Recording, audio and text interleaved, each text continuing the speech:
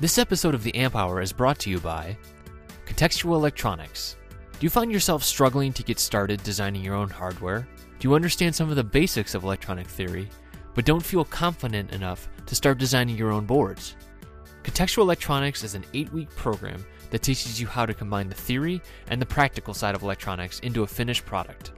You'll work with your peers to learn all about electronics design and PCB layout.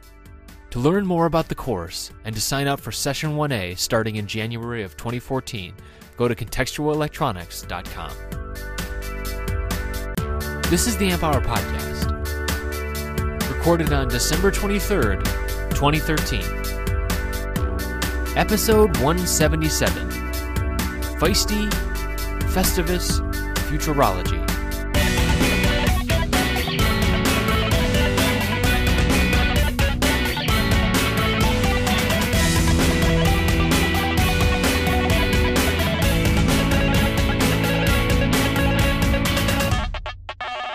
Welcome to the Amp Hour. I'm Dave Jones from the EEV blog.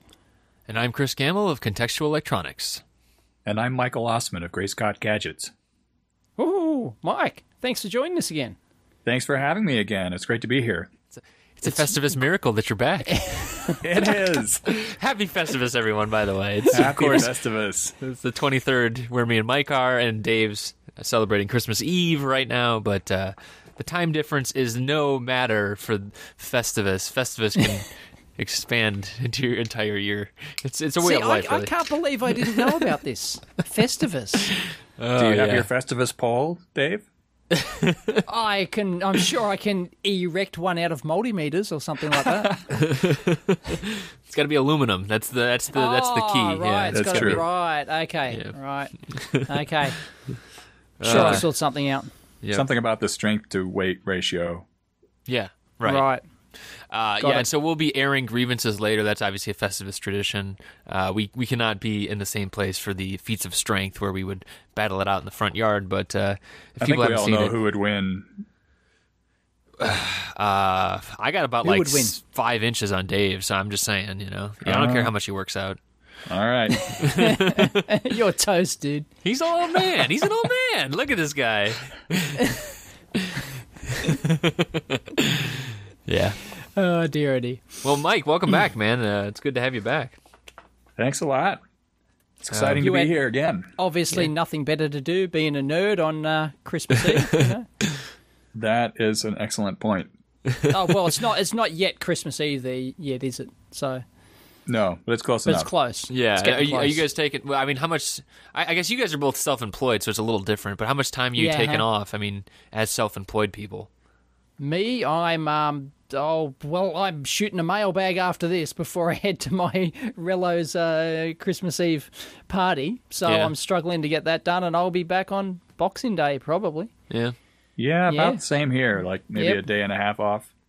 Yep. See, I took like 2 weeks off. But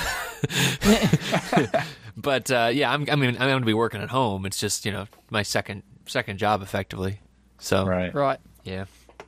Contextual Electronics launched. That's all Right. Woo. up and running. So So how long did that take from go to woe?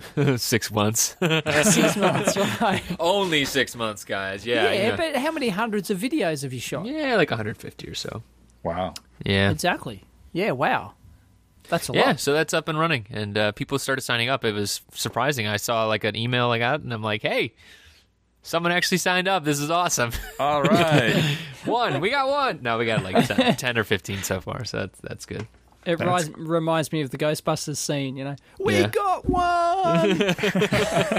She rings the buzzer and they slide down the fire poles.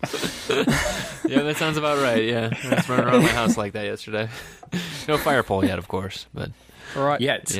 yeah, right, exactly. That is one of my dreams, is to own a house with a fire pole. I kid you not. I think I've mentioned this before on the show. I think you might have. I saw this amazing post of a guy. I think it was in the Netherlands. He took an old water tower and he converted it into a house.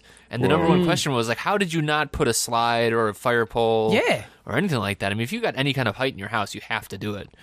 I know. As long as you don't hit like, what's it called? Terminal velocity on the pole. Terminal right? velocity coming down the pole, right? Yeah.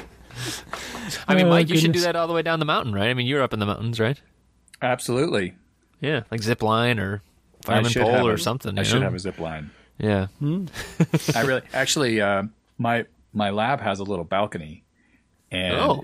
it looks out across the street towards the soup shop Wow. where I go to lunch like all the time. Yeah, So, so, like- I keep thinking I should have a zip line there either for Right, myself yeah. or for soup. Like they could just send a bucket of Yeah, soup right. over a pulley. Would they? Yeah, but they're you like can at a pull lower up. elevation, Yeah, so it'd yeah. have to be like rocket propelled soup, right? To like kind of Sure. get back up the zip line. Yeah, no problem. Yeah. It'd be one of those rope crawling robots, that just has two wheels on it that actually pinch the rope and then just Yeah. pulls us up and down the rope. Easy. There you go. I like Yeah. it. Sounds like another Kickstarter project for you. Speaking of, how are your various Kickstarter projects going so far? Well, I mean, Mine are- I guess the latest one is Hack RF, right? Yeah, it's going pretty well. I'm a little behind on it, but I actually am like minutes of work away from releasing my design to manufacturing for the pilot run. Wow. So that's Congrats. exciting. Sweet. Yeah. And Dave's going like gangbusters too. Yeah, mine's well oversubscribed, and I risk getting into that.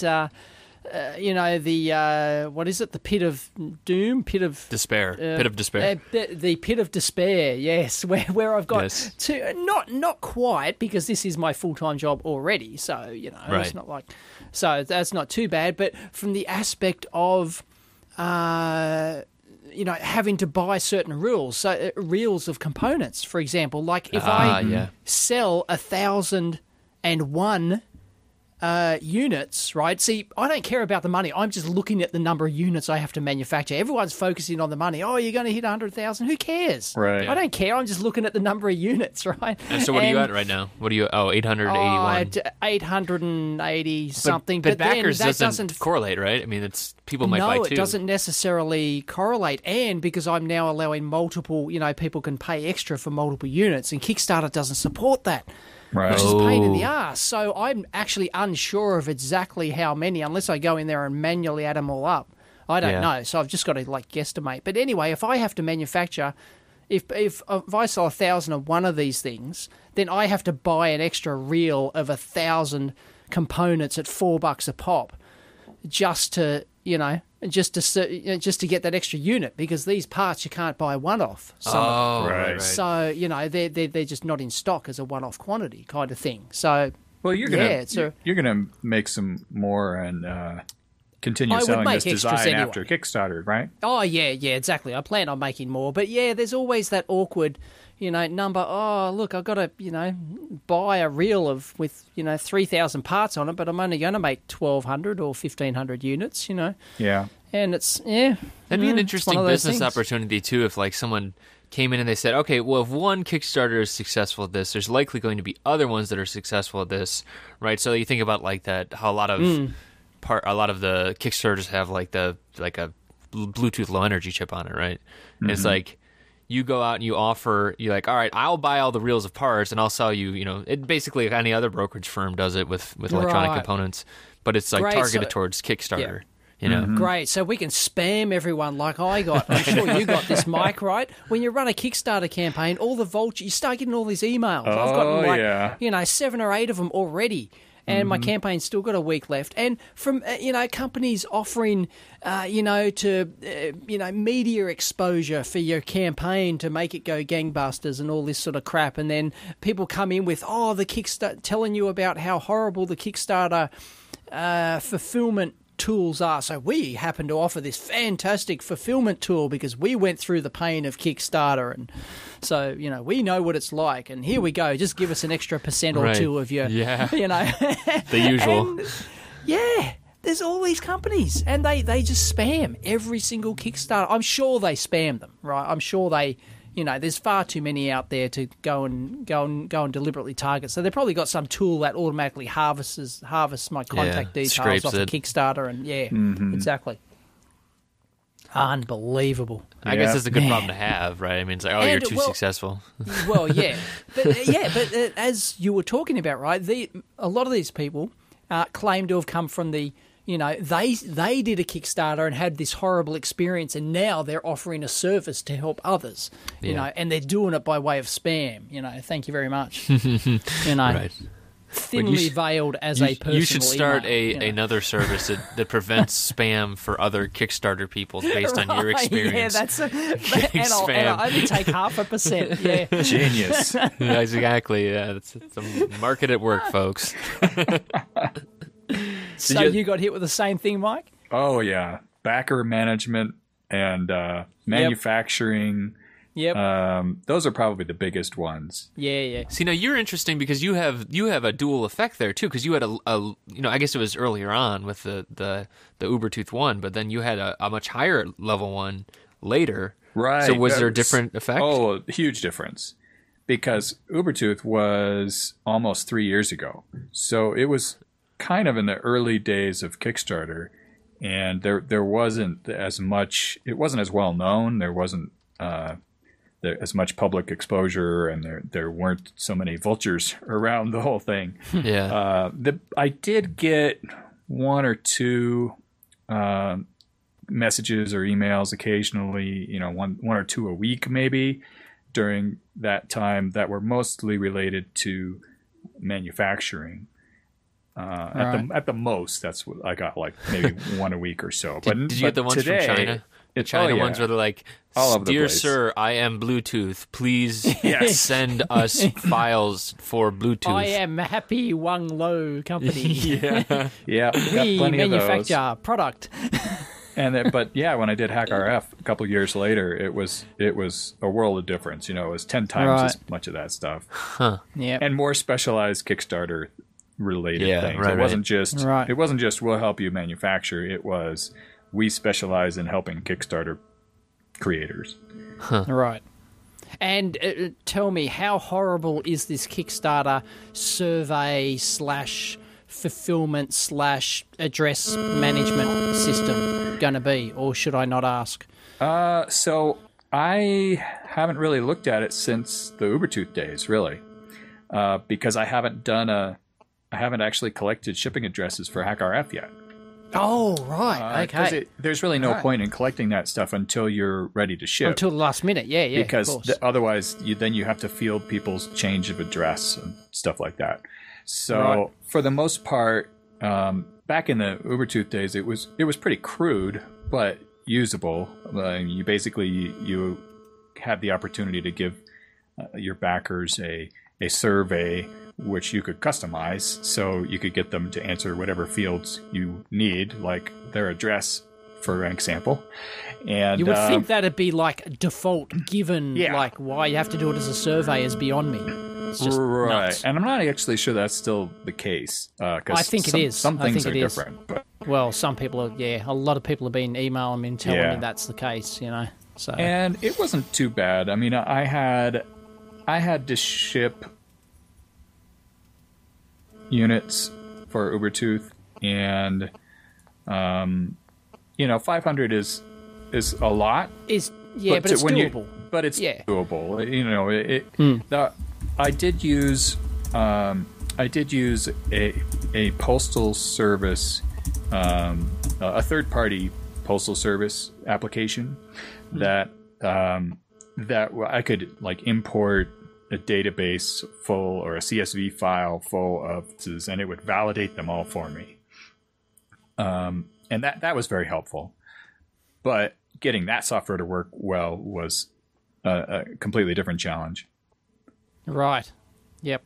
So I've got a lot to look forward to. Yeah. Oh, boy. As long as I can get all the addresses out into an Excel spreadsheet, I'm probably happy. That's kind of... And then be able to sort them into, how many, who wants how many and, what level they got and stuff like that. So, yeah. And you're probably going to have a huge doable. percentage of international.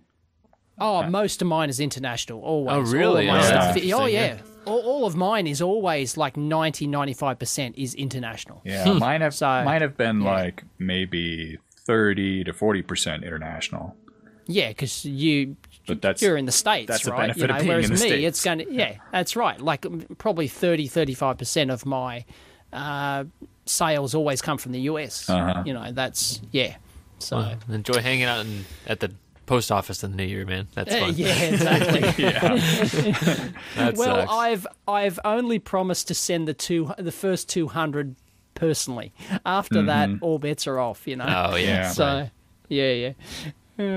Boy, but once again, as I said, it kind of that pit of despair kind of thing. As you said, Michael, 500 is probably in the ballpark of like something it's not too hard to do yourself, and it's probably not worthwhile paying someone to do and logistically handling it and managing them and all that. So you just end up doing it yourself. But when you get to say 1,000 or 1,500 or something like that, it's that awkward thing where it's not quite enough for a mailing house to bend over backwards for you, but it's right. But it's a heck of a lot of work to get all those shipments out. More than enough to do yourself. Yep. Exactly. So, yes.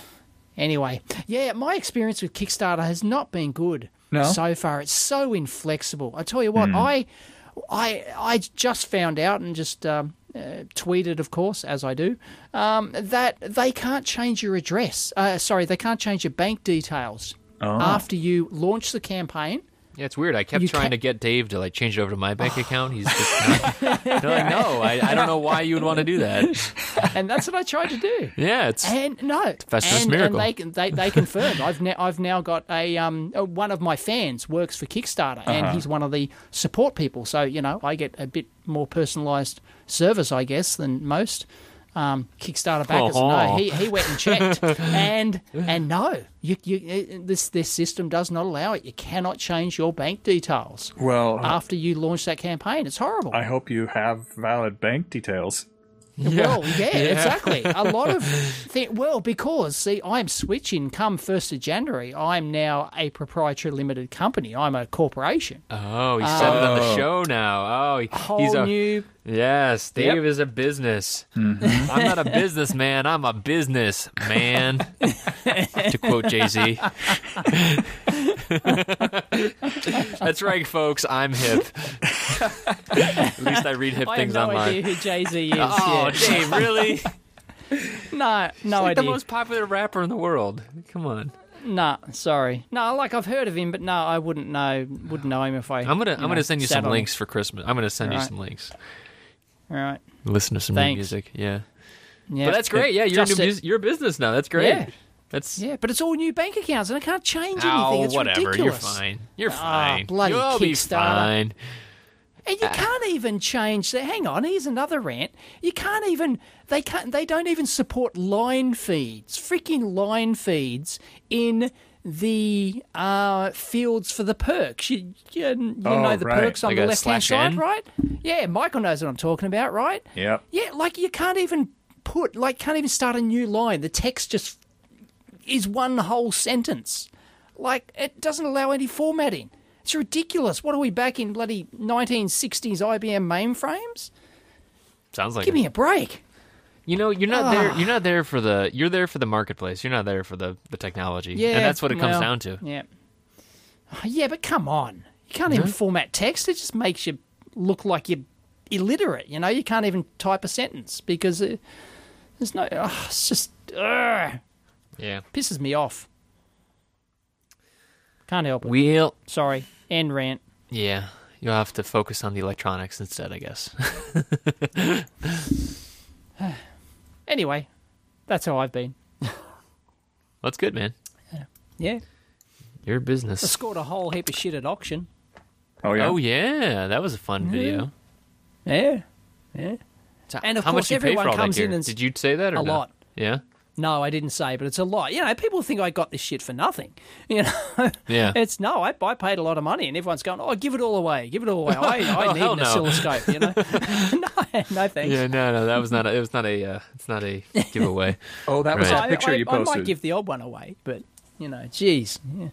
That's right. I saw that picture you posted with a whole bunch of scopes and stuff. Yep. Yeah. Yep. So. Yeah, I thought I'd be getting a bargain, because it wasn't on eBay, and it was on, it was through like a car and truck dealer, right? Who, you wouldn't think they would, get test equipment surplus, but hey, this time they happen to. Yeah. And, they normally sell cars and trucks, and, and you have to pay to register to bid. So I thought, oh, that'll keep a lot of the tire kickers away, you know. And but nah, these things don't go cheap. So yeah, you know, that stuff never really interests me though. Like the whole like arbitrage type of stuff. Like, I mean, like yes, it is electronic stuff, and you obviously have to have that knowledge of what is worth it to bid on versus not worth it to bid on. Yep. You know, like being able to evaluate, you know, if something's working or not. That's important, like you were showing in your video. But it's so much shipping. So much of electronics and like all this business crap is all shipping. It's just like, yeah, I know. You know, the logistics stuff is just so annoying. I don't like it. And shit hit the fan when I told everyone, look, I'll be putting this stuff on eBay, but sorry, I'm not shipping outside the country. It's too much hassle. And all hell broke loose. Yeah. I got abused from from here to Timbuktu. Well, you shouldn't live in why don't you do Timbuktu, it? Why don't you offer blah, blah, blah. Yeah. It's like, no, so it's just, no, I've been there. I've been shipping shit for more than 20 years, and I know a pain in the ass when I see one. It's like, no, if there's no market in Australia, sure, I'll sell it internationally, but if I can sell it here, I will. Yeah. So, Mike, is that how you we were talking a little bit before the show about labs and stuff, and you said you had recently got a lab about the same time as Dave. Is that how you got a lot of your gears, like on eBay and stuff? Obviously not from Australia, because Dave wouldn't ship it to you. Yeah, I actually don't have that much gear.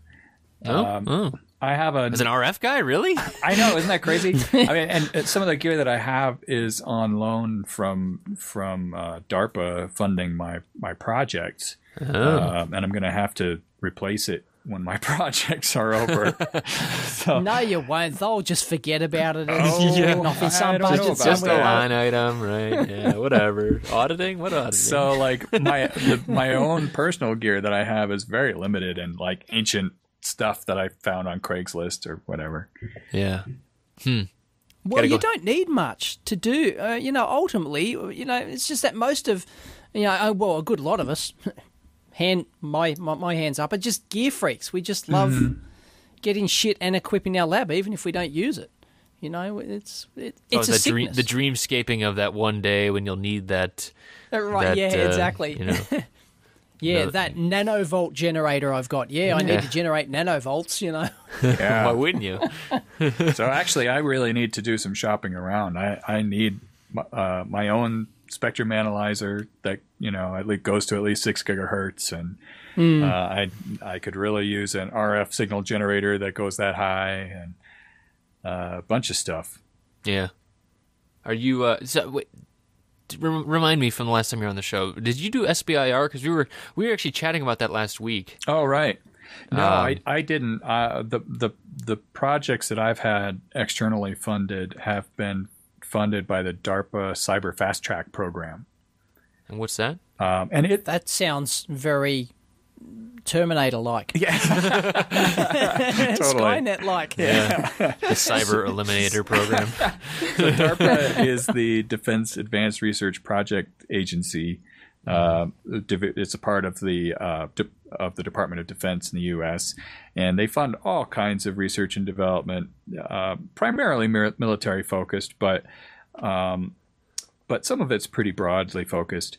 And it's really the organization. I think it used to be ARPA, which was kind of the creator of the internet. Yeah, right. ARPA-E. Yeah. So, or no, that's the energy side of it. Sorry, you're right. It's ARPA. Oh, okay. Yeah. So that's kind of their claim to fame historically. That little thing, the internet. There was a program. There is a program that is coming to a close called Cyber Fast Track that was specifically designed to fund smaller projects in the information security community that are run by individuals or small businesses. Oh. And it was a very popular project, or program, I should say, within the security community for the year and a half or so that it was running. And they funded, I think, over 100 projects, and I had 3 actually. Wow! One of which was the original development of HackRF before commercializing it. And that project is, the DARPA part of that project is completed. And I have 2 other projects, cyber fast track projects, that are still active, which is why I still have test equipment. Right. That's why the auditors aren't breaking down your door and grabbing your signal generator or signal analyzer. Right. Yeah, that's great, man. Are you allowed to tell us what those are, or is that kind of? Oh yeah, sure.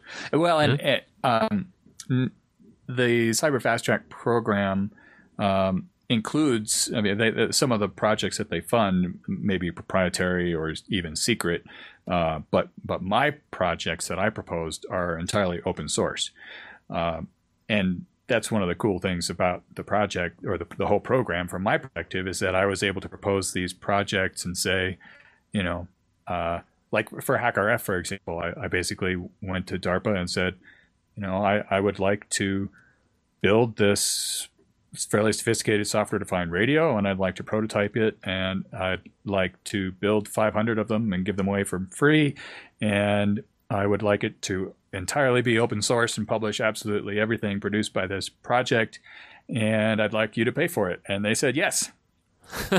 Sweet. Suckers. No, that's great. That's best kind of sucker around. Yeah. So the other one's the Daikon. Is that one of the other ones? Daisho. Or is that something? Daisho, sorry. Yeah, Daisho, that we talked about last time. FPGA-based platform for high-speed communication systems. Yeah, that's right. That is also a DARPA cyber fast track project, and that's how I'm able to pay for several people who are helping me with that project. Yeah. And then I have a third project that's more of a kind of a pure theoretical project relating to error correcting codes and data encoding. Ooh, eye diagrams? Is that the one? Or no, it's not. No, even. what am I thinking of? You're thinking even lower layer. Like I'm looking at like maybe Mac layer encodings. Okay. So it's a ECC is the stuff with like that's the one with like DRAM, where if it's like a cosmic ray hits it and then you kind of check it against the checksum or something like that and weird shit. Right. Yeah. So I got into studying error correcting codes through my work in software-defined radio, and I ended up having some ideas related to security of communication systems that could be affected by your selection of error correcting code. So it's a very theoretical project that doesn't really relate directly to the physical layer. But it's kind of that first layer of bits on top of the physical layer and how you encode data within those bits. Huh, that's cool. How's the Daisho going these days? So last time I saw Daisho was when I was asking about the KiCad's stack-up abilities, like how people did stack-ups for PCBs, and you referred me to I forget the person who was working on the Daisho boards. Jared Boone. Jared, right? Yeah, of ShareBrain Technologies. He's the one. He's done a lot of work for me. We've collaborated a lot on some of my projects and some of his projects, and he's done work for me on the HackRF project and on Daisho. And he was the designer of the main board for Daisho. So that was a beast of a board. Yeah, exactly, and that's exactly what I was going to say. Is that so? That actually inspired me for contextual electronics to put in an entire unit, course unit about just kind of going out and looking at other people's, because that's the nice thing about open source, right? It's like you can go and download this GitHub repo, pull it into your project, and I opened it up and I'm just like, whoa, it's an 8-layer, it's this huge BGA part, and it's like all. I think it had like impedance matching for all the DRAM and stuff like that. Mm-hmm. Oh, it was intense not for a lot of. I mean, like Dave, you're probably like, oh, whatever. I used to do those dime a dozen. Right, exactly. But I mean, I was thinking for KiCad, I didn't even know a lot of that stuff was possible. Yeah, it's not the kind of thing you find a lot of on GitHub. Right. Well, yeah, exactly. There's nothing wrong with KiCad. You can do the world's most complex board on there, but there's no automated tools to help you with it. That's exactly. That's the only difference. Yeah. Yeah. Right, and it is supposed to be getting better. So one of the links we had on the show notes this week is I've actually been talking to the guys at CERN. Oh, It's been crazy, yeah. Javier, from CERN, he's one of the guys that's been writing articles for EE Times, and he's given some talks about it. But they had this great list of what they're actually planning on working on. Oh, yeah, I saw that. ohrwr.org, which is the Open Hardware Repository. But basically, a whole list of stuff there. And then, so obviously, we've talked in the past about CERN getting into the KiCad stuff. So there's a couple interesting things here. First off, what they are planning is interesting. There's 18 or 19 items about, and a lot of them are low-level things. But also, in talking to them, I didn't realize that they're actually it's not anything official there yet. They're kind of working on it to get it to that level where it's official. And that's interesting, and also oh, well, I thought it was already in the works, but what do you mean by official? Yeah, so I was going to say, how do you get official in the world of, I think what it would be like if you stop buying licenses of other CAD programs, that's when it's official, right? Oh, you mean like official within CERN? Yeah, okay. Right, exactly. Oh, right, okay, yeah. It's not their official. It's their tool of choice, right? Yeah, and it probably is choice anyways, right? Because you're never going to force everyone in your organization. And another thing being that CERN is way bigger huge. Than I even knew. Yeah, exactly. But it's great they're working on it. The guys that are working on it is really cool. And this is a great list too of showing of a lot of the KiCad. Obviously, I have a very vested interest. Mike, you have a very vested interest in KiCad. Absolutely. So I'm really excited about this. Yeah, and I told those guys at CERN too. I'm like, and we'll keep working on Dave. We'll see someday. Someday maybe. Well, it's hard. I've been using the same tool for 25 years, right? And and the other tools just can't touch it. Right, so I mean, it's hard to make that break. Yeah, it really is. It is right, and that's kind of the whole idea. Is a lot of these suggestions here are a lot of the add-ons and the extra bits, right? I mean, personally, I've only used Altium once or twice. I don't even know a lot of the things that are out there, but it's kind of like one of those things where you don't know you need it until you need it, right? I mean, that Daisho board that Jared was working on has the impedance matching where it actually calculates the length it needs to be for this trace to get over to the, to match impedances between differential lines and all that other stuff. Well, a lot of CAD packages, it's just built in. You say, okay, I'm going here to here, calculate it, and then do the little squigglies. Right. But if serpentine traces. Yep. Yeah, the squigglies, that's what I said. Yeah. But I mean, you have to, if it's more manual than like Jared did, or there's scripting or something involved, that becomes more of a process then, instead of just a click and go. Jared had a really cool process for that. Within the limitations of what KiCad could do, he defined custom net classes, and so he assigned, let's say he had 32 signals that he wanted to all be length matched. He assigned them all to a special net class, and then he wrote a script that would tell him, just like dump out on the command line, the length of every signal in that net class. So it was a semi-manual, semi-automated solution where he was using this script to measure his lines, and then manually adding in the serpentine squigglies until they all matched up. Yeah, right. Oh, so like a repetitive or a iterative process where you kind of do it, check it, do it. But it was a lot faster than if he hadn't been able to automate that measurement part. Yeah. Right. That's cool. But still, that's really cool. I've done that in Altium before it had the real proper support for that sort of thing, where it did it automatically. It's sort of it could tell you the length of the trace, and you just tweak it here and there, and just shuffle it, just move. Oh, I need a couple of thou more. I'll just drag this trace that way, and stuff like that. So it was pretty easy. Oh, that's good. Yeah, the net classes stuff on KiCad is actually interesting, because I didn't realize that's actually where a lot of the the DRC stuff comes from as well. Mm-hmm. And it gives like those little guard band. I guess it's terrible to talk about versus showing it, but personally, I haven't. Right, yeah. I haven't made good use of the net classes feature. I don't think. I could send you a video. Yeah, I should watch that. Yeah. So Chris, you can't just go giving it away. Oh, I can. I can do can't whatever the just hell give I your want to. content Dave. away. I can do it. You do it, I can do it. All right. Yeah, but it's my business model. It's not your business model. I know. Speaking You're of, doomed never to make money on that venture. Oh. You just give it away. Look, have a look. Yeah, whatever. I'll No just big give deal. it to you for Yeah. free. You Yeah. know. Yep. There's no friends in business. so speaking of business and electronics and business models, did you see this kind of somewhat ridiculous article about Silicon Valley moving to Cleveland? Moving to Cleveland. I haven't read it.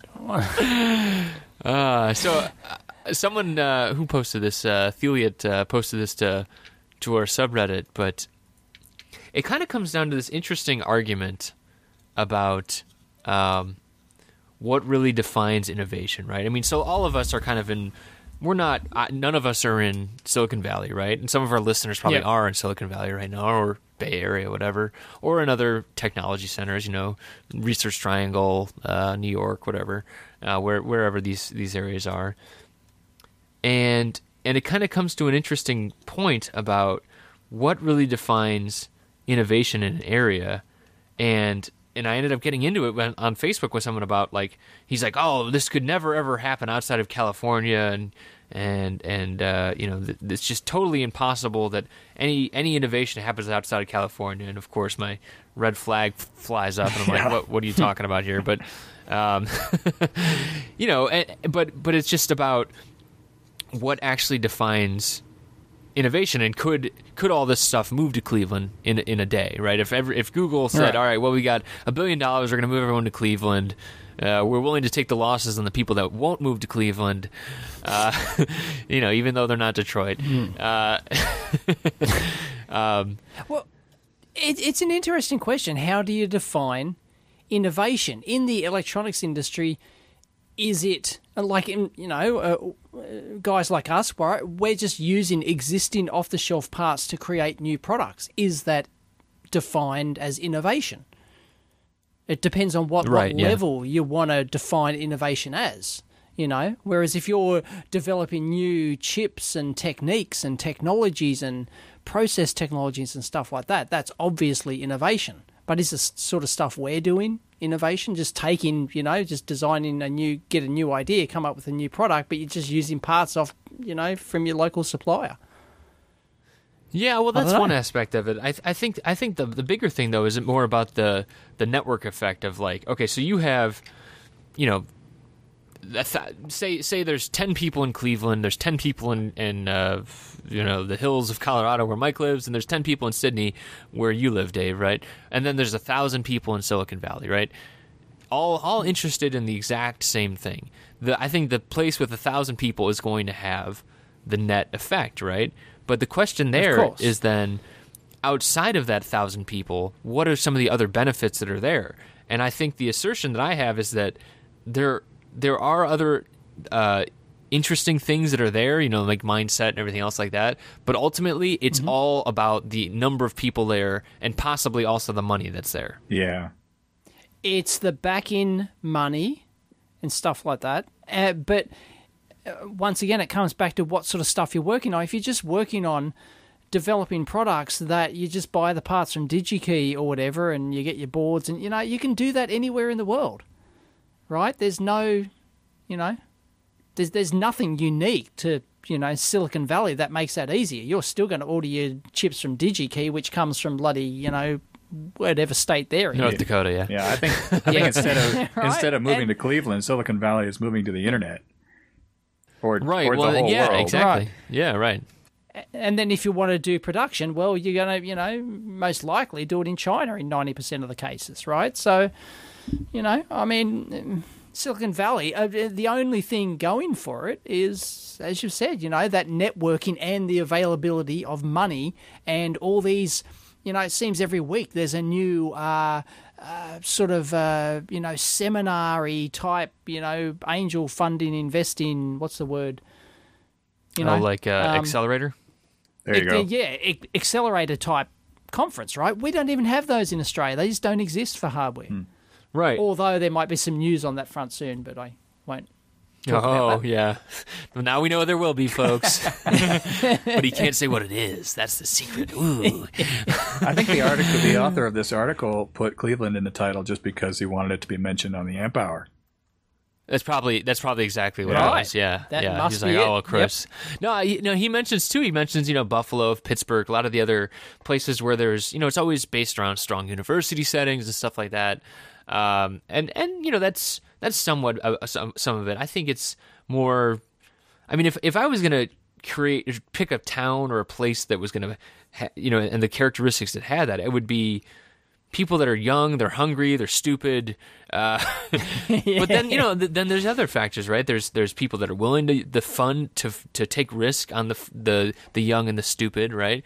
And the point I made is that I compared it against like Rome, right? I mean, Rome used to be like this super advanced and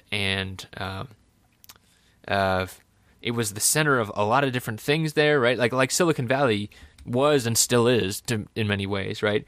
But eventually the weight of the institution ends up weighing it down, right? I mean, like if you have Sand Hill Road, you have to go to Sand Hill Road. It's like, well, maybe you don't in the future, right? I mean, like maybe funding isn't that important anymore, and all this other stuff. Eventually it stops being as important, and it can get distributed away from these locations, right? And all of this really comes from this argument about.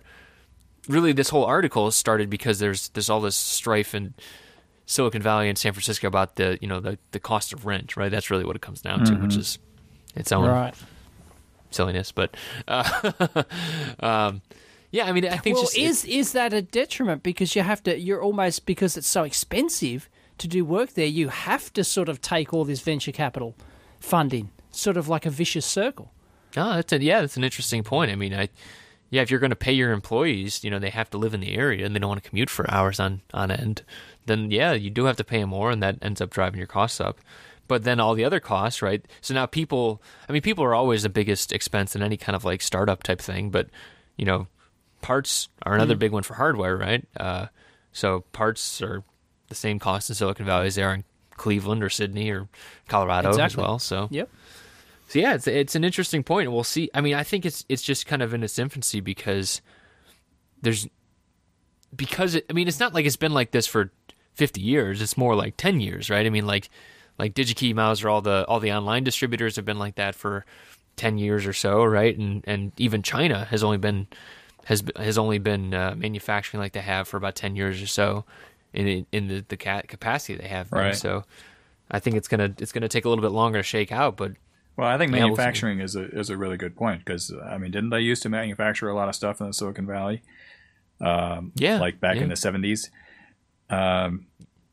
And last time I was in Silicon Valley, actually, when Jeff Kaiser was driving me around Silicon Valley, he pointed to like an office building. He's like, and that's where National Semiconductor used to be, and now it's a brown site. Right. Yeah. A brown site? What's it?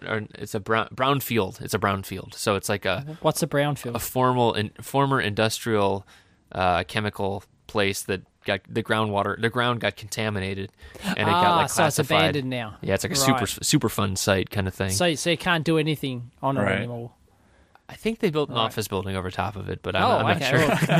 Well, right. But you wouldn't farm there, I'll tell you that. Right. Right. Okay. Yeah. So I wonder if it's maybe once manufacturing leaves, is there just a long, slow decline that you would expect in a place like that? But it's coming back with all the talk of inshoring, or onshoring, or reshoring, or whatever the term they want to use. I mean, a lot of it's coming back. Yeah, but the people who are trying to build more manufacturing capacity in the U.S., are they doing that in high-rent districts?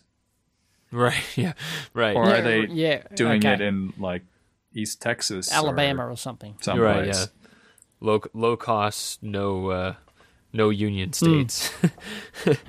I mean, I honestly think a lot of it still comes down to talent pools, right? We talked about this last week with the silicon stuff. You know, a lot of the silicon, where silicon's made, is still based around where a lot of the talent is, and because you wouldn't build a fab in, you know, the Yukon territories up in Canada, right? Because first off, no one lives up there, and second off, even the people that do live up there, they're not silicon experts, right? I mean, you go where the talent is, right?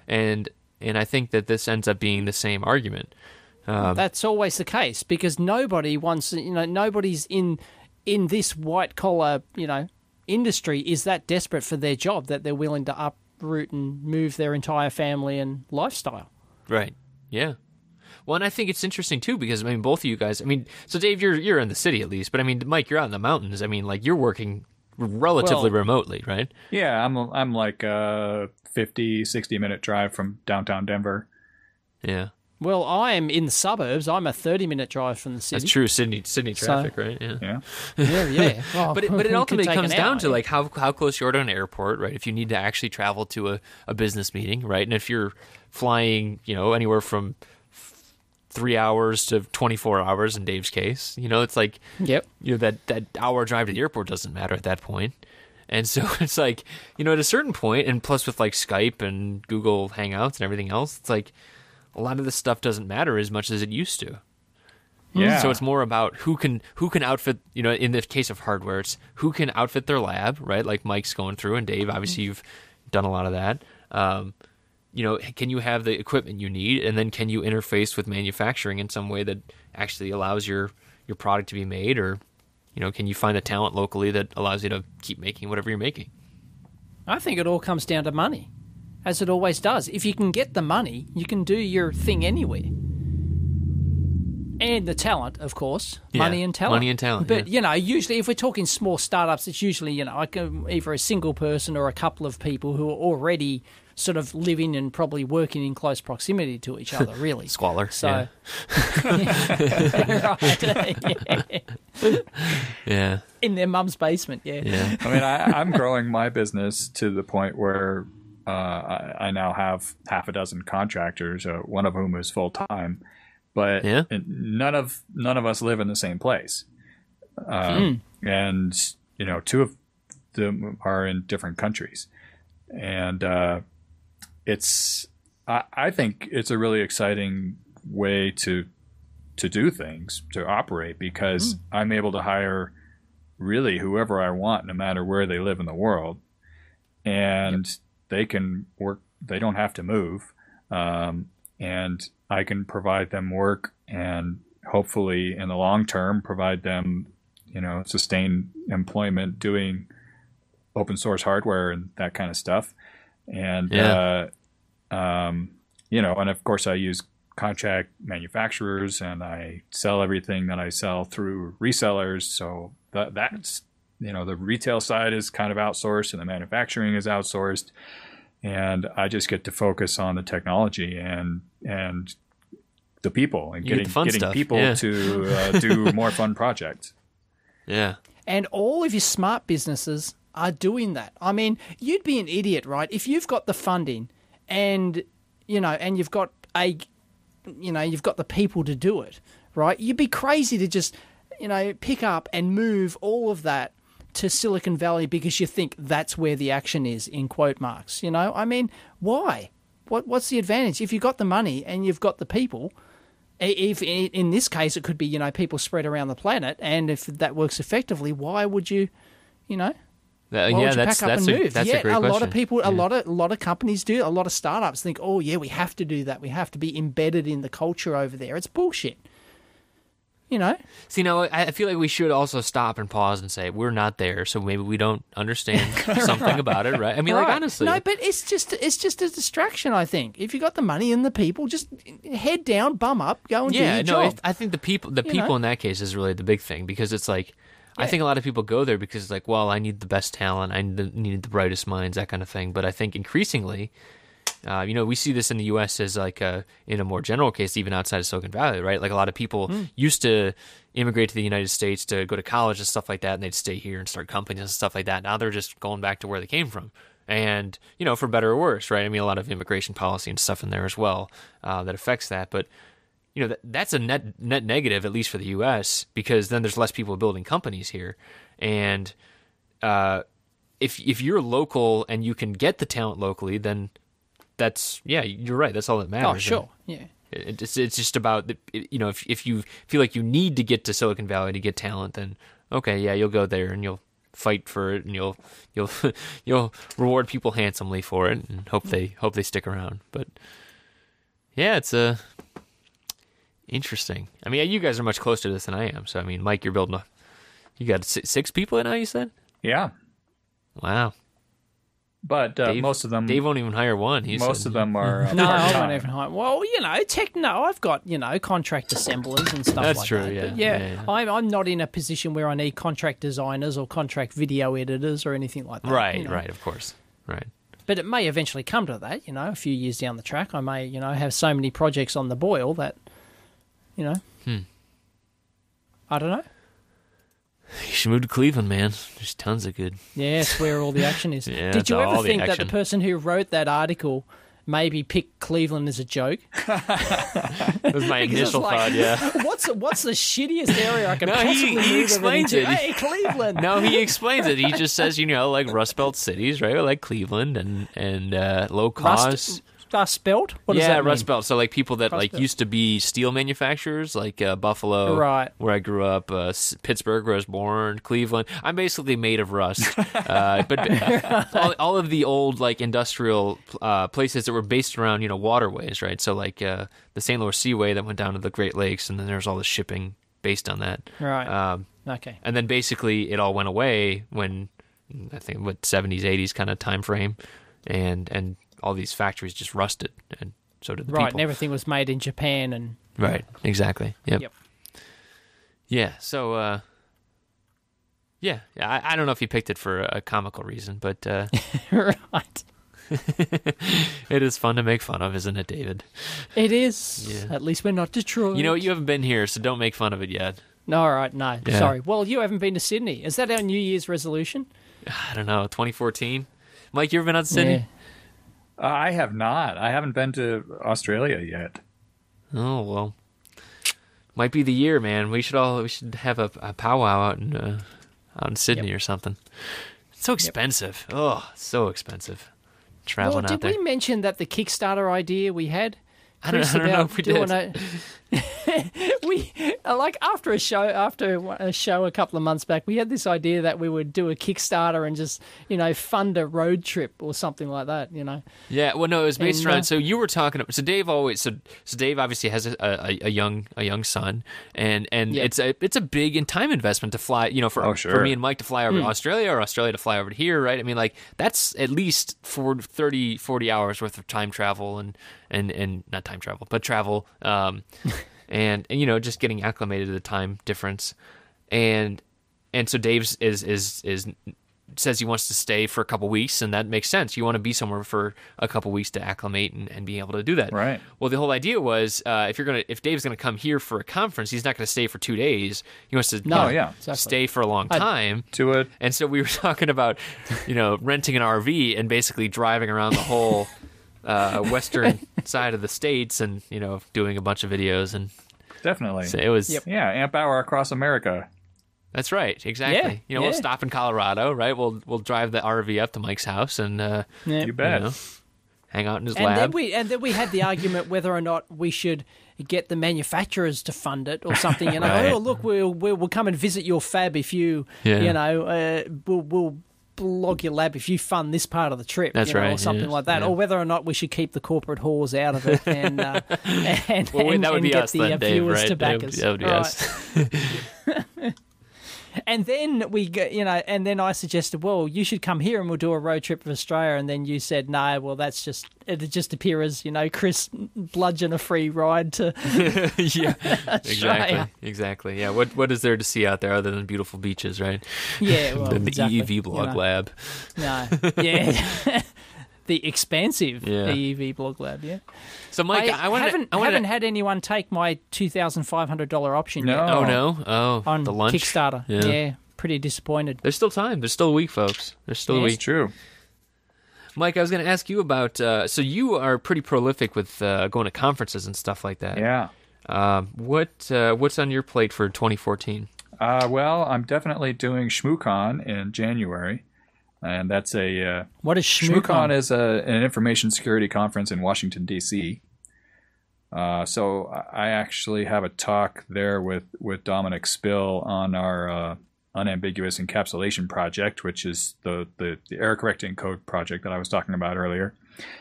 And after that, I think my next firm thing is Troopers, which is a small conference in Heidelberg, Germany. And I'm teaching my SDR class there. Oh, is that the first one? No, well, I've done several. In fact, I've done classes at Troopers before. Is the videos? It's the videos that are new. The videos are the big one, and right? Those are. I haven't done much work on those yet because we'll talk after the recording. We can chat. Yeah, I've been, trying to get my my design finished for HackRF and get it manufactured, and so now that I'm getting that out the door today, I'm hoping to have some more time over the next couple of weeks to get rolling on those videos. Cool. That's great, man. So Troopers you're going to Germany, you're going to, you said DC? DC, yeah. Yeah. And then, I haven't planned too much of the year yet, but I think I'm going to make it to Hamvention this year. Ooh, Dayton. Yeah, are you going to Dayton? No, okay. I don't know. If you're there, I might have to go. But so the problem is Dayton, the Hamvention, them and Maker Faire are solidly chosen. They've chosen the exact same weekend. Yes, each and every year. Right. So I think it's like the second or third weekend of May. And last year I didn't do either one because I had a third event on the same weekend. Oh yeah, okay. Well, I have not decided which yet. I've been invited to Hamvention. Yeah. I have been invited to Hamvention. See, we could drive around the Midwest, Dave. I'm saying, I got a Honda Civic that could drive a little bit. You're the one who told me that I wouldn't like it. I shouldn't bother. I don't know. Mike, have you ever been to Hamvention? I never have. The first amateur radio event I ever went to was in September, and it was a pretty small conference. The Digital Communications Conference. Oh, okay. Hamvention. I feel like part of it I might have missed out on. I didn't do a lot of the conferencey, the talks and stuff like that. But admittedly, I'm not very into ham stuff still. So there's that. It's it's weird. It's weird. It's a weird culture kind of thing there. It's it's a lot of old guys. Like a lot of old guys. Yeah. And Greg was great. Greg Charvat was great to show me around out there. Him and all his buddies. I had a really good time at the Digital Communications Conference in Seattle in September. It was only, a little over 100 people, like 150 people. Wow, okay. But it was people who were focused on digital communications and a lot of newer technology. So people who are really innovating in the amateur radio community were there. And a lot of interesting talks, really good discussions, great people, and especially the Tapper folks who were putting it on. And they were the ones who really kind of convinced me to put Hamvention on my calendar. So I think I'm going to go this year. The other thing that I'm really looking forward to this year is Tour Camp. Which TOOR yes, camp? Is that the one? Yes, yeah. Which is an every 2 years event, which is put on by TourCon, which is an information security conference. But Tour Camp kind of branches out beyond information security. There's a lot of hardware hacking and all kinds of fun stuff going on there. Is that like one of those ones like the 29C3, or I guess it'd be 30C3 this year, where it's like they go and actually play with electronics out in the woods and stuff like that? Yeah.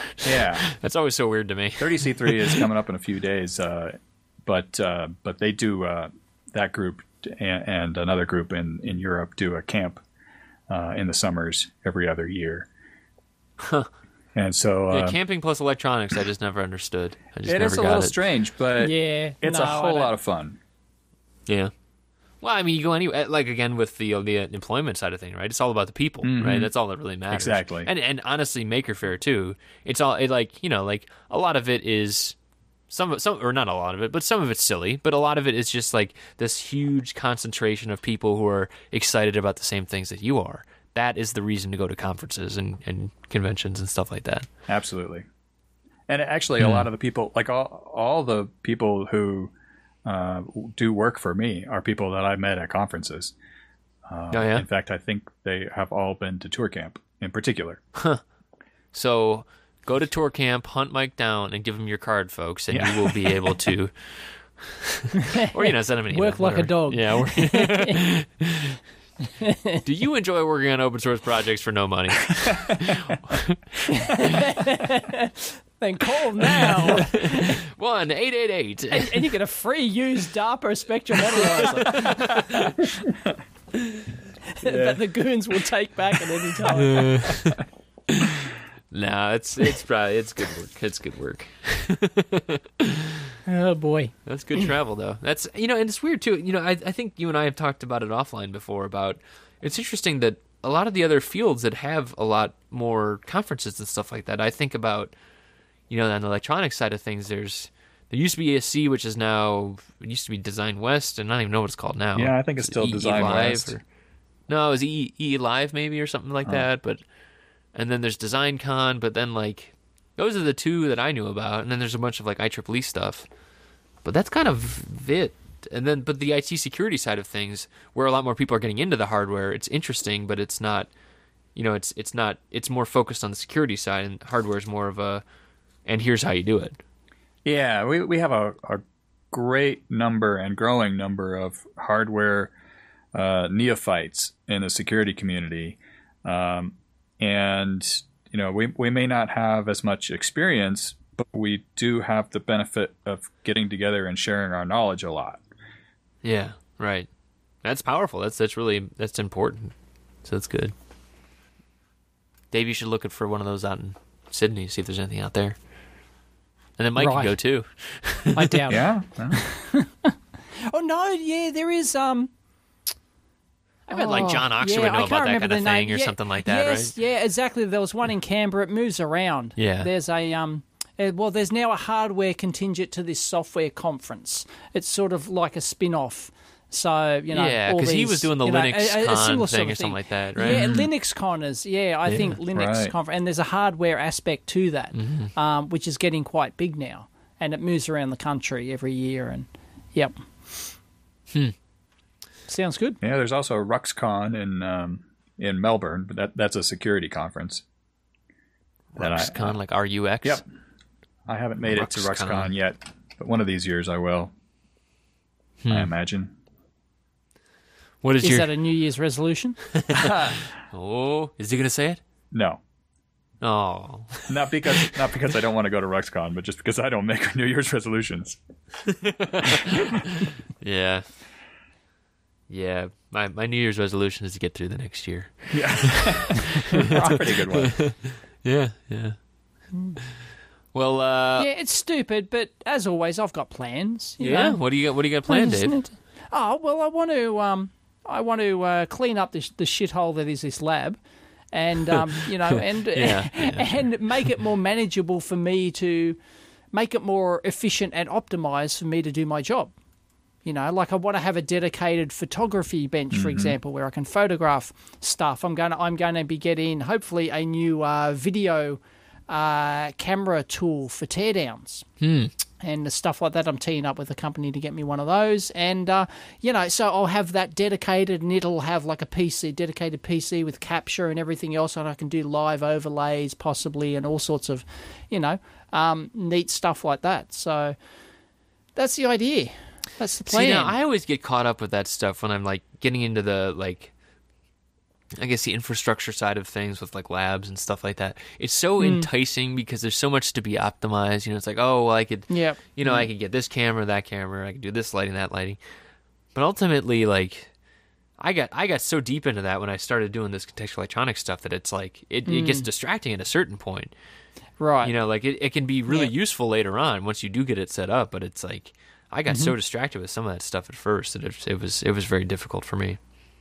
I'm sure that you've been doing the equipment stuff so long. There's that almost a pit of despair for setting up a lab and optimizing your process, isn't there? It's like, oh, it's too much effort to go to, but, you know, like so you end up not doing it, or you do it half-assed. You play around with it and dick around with it, and you don't finish the job and properly put it in place. Yeah. Or you can go the whole hog and spend 6 months optimizing it, and then once you do, you're glad you did. But yeah, well, I was even just saying, like, I just kept like planning on doing this thing, and then it was like, oh, well, I should really just do the stuff that I want to use the lab for. You know, like it's like right, gotta get past that the planning stage, or even the assembly stage.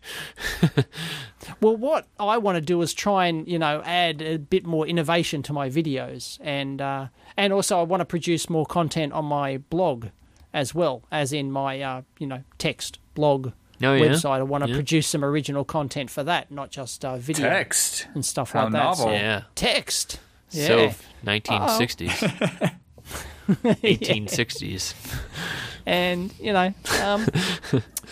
So anyway, so I'll probably spend some of my Christmas break, in quote marks, cleaning up the lab and getting it ready for, spending a bit more coin, because there's always stuff to spend more money on. Yeah, right? There's always more toys to spend money on.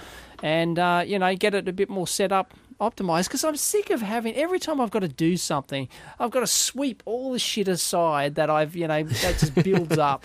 And, I've got to cobble things together to get things working. It's like, like if I wanted to go do a live show now, I'd have to go cobble it all together, right? I'd have to go, where's my freaking webcam? Where's this? Where's that? I'd have to go cobble it all together. And, it takes me half a day. It's just like lab setups, right? Where it's like if you have 3 oscilloscopes, you're in good shape, right? Because you can just keep them wherever you need them until the project's done. But if you have one oscilloscope, you need to move it from project to project and reset it up, and that's a difficult situation to be in. So I guess it's the same for video, huh? Mm-hmm. It's the same for producing content. Yep, it really is. Because I've got different types of content. I've got teardowns, mailbags. I've got stuff where I shoot soldering and things like that, and and it's just, And they all have their own unique sort of tools and ways of doing that efficiently. Yeah. So it's almost as if you have to have a separate setup to do it efficiently for each type of video that you do. Yeah. It's not easy. Like the photography bench, for example, just photographing stuff, right? You've got to have the right light, you've got to have the right background, you've got to have, everything. And by the time you dick around, where's my camera? Where's my macro lens? Where's my lights? Where's my, And it's just a pain in the ass. Whereas if you've got a dedicated area where you can do that, you can just take your board over, right, I'm going to, photograph this professionally. Snap. It's got the bang, and it automatically sends it via Wi-Fi and uploads to your Flickr account, and sort of does all that sort of jazz. So automation porn. Yeah. Yep. I think my resolution for 2014, Jesus, is going to be making more stuff move. I'm really digging the moving. The whole robot thing. Yeah, I mean, I'm not at robot level yet, but no, but it's shit turning around. Yeah, exactly. Making stuff turn over and over. Stuff that's been happening for thousands of years, not thousands, but tens of years. I think that's going to be my focus for 2014. No, it's been happening for thousands of years. Haven't you seen the I can never pronounce it. The anti-thicura mechanism. Oh, right. The anti-tithera mechanism, and the computer, all those, the computer all those automata. I saw a documentary recently about, the 17th and 18th, 19th century obsession with all this autonomous mechanical, toys and things. They were such works of art, Fantastic. I'll try and find the name of that doco because it was really good. Yeah, no, I it's won't not just be a doing recent that. invention. That's what I'm saying. No, I won't be doing that. I'm going to try and move stuff with like stepper motors and stuff like that. Yeah, it's all bloody software these days. Yeah, that's another one. I got to do that too. Hopeless. Yeah. Oh, yeah. Well, we'll get there in 2014. Are we going to do any more shows this year, Dave? I don't even know. Are we supposed to? I don't know. We haven't talked about it, have we? Yeah. No. We'll see how the holidays go. We don't. Yeah. Yep. No. It's the same thing with this radio show, right? I've got to cobble, where's my mic? You know, I've got to clear my bench. You know, every time I've got to move everything to put my mic down in front of me and get all set up for the show. And it's like, oh, man, I do this every week. You would think I'd have a... Yeah, you would think that. Really nice sort of, No, we'll just cobble together. Maybe next year, man. Maybe next year. Right. You'll have your own recording booth. Yeah, exactly. Any other plans for 2014 other than Hack RF type stuff? Oh, I've got tons of projects going, but one thing I'm looking forward to that I haven't even confirmed yet if I'm going to do, but usually at the end of February, I go to Fairbanks, Alaska, and carve some ice for a few days. So that'll be a good time. What? Yeah. What is that? At the carve it for at the chainsaws? Yeah. At the World Ice Art Championships. Really? That's really interesting. I have a buddy who lives there, and we were friends in college, and then in recent years we took up ice carving, and we do that usually every year, but last year we skipped it. So hopefully this year we'll do it, and for a few days my Twitter feed will cease to be about anything technical and be only about how cold it is and the pictures giant, of ice, 100-pound block of ice that I dropped on my foot and stuff like that. What have you made in the past? This is really cool. I like that. So we're kind of different in that for one thing, we're not professional ice carvers, unlike many of the competitors, but the other thing that's different about us is that we try to build mechanical ice sculptures entirely out of ice. Oh. So there you go. You should make this into computer something thingy, like that. Our dream is to one day build a working clock entirely out of ice, but we haven't gotten gotten that complicated yet. Oh man, that's intense, man. That's really cool. So what have you built in the past? So our best success, I would say, was a pair of penguins that we carved, and they were like 7-foot tall penguins, and it was this piece that had two penguins facing each other, and one was realistic and the other was mechanical, like a clockwork penguin. Like a steampunk but ice punk instead. Yeah, something like that. And it had a big key on the front of it, like a wind-up toy, and if you walked up to it and turned the key, it made the head bop up and down. Oh, wow. So it's like a cam action kind of... Yeah, exactly. Just a real simple mechanism with like a single axle or two axles and a cam. Still, doing it with ice is insane. That's crazy, It is insane, man. But it's fun. It's a lot of fun. Yeah, that's really cool. Well, yeah. See, Chris, this is called having a hobby outside. Yeah, right. I used to play music, whatever. That's really cool. Well, yeah, man, we'll keep an eye out for that. That's a cool idea. Wow. So hopefully, maybe this show will convince my carving partner Lars that we should do it this year. Yeah, you send it to him, Lars. If you guys should carve a microchip or something like that, like a Sigma Delta. Yeah, converter, huge 555 or something. exactly. That'd be awesome. There you go. Yeah, that's gold. That's like a good angle to it, right? Totally. You know? Yeah. We have some friends who often do biological themed sculptures, and so they've done a lot of micro, like the scale of things, like you're looking in a microscope, Yeah. So right. But nobody's done the man-made technical side of that. Oh, there you go. Yeah. Maybe we shouldn't send it to... Well, make sure just Lars listens to it, not anything else. All you Fairbanks, Alaska's listeners, just keep your yap shut. If you're into ice carving like Mike is. Man, that's cool. All right, guys. Well, we should probably call it. Yep. We're getting down towards holidays. Amp well and truly up. Yes. It is. And we're all busy nerds. Must get back to it. Right. Back to the grindstone. Yeah. So, Mike, thanks for being on again. Thank you guys for having me. Hack RF. Thank you. I'm excited about that. That'll be good. Dave, have a good no worries. A good Kickstarter. Festivus. Good Kickstarter and Festivus activities out there. I'm obsessed with this Festivus now. Oh yeah. He's going to be posting about it on Twitter in the next hour or so. I think so. Absolutely. You could totally get a Seinfeld episode in before you go to this party you need to go to. So. I know. I'm sure it's on YouTube. Oh yeah, there's got to be YouTube something on there. So. Yeah. All right. All right, guys. Well, we'll see you in the new year. All right, guys. Okay. And happy holidays to everyone out there. You too. Sweet.